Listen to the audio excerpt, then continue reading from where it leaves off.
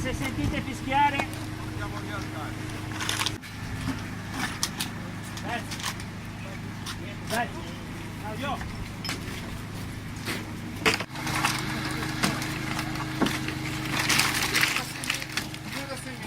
Se è il caso,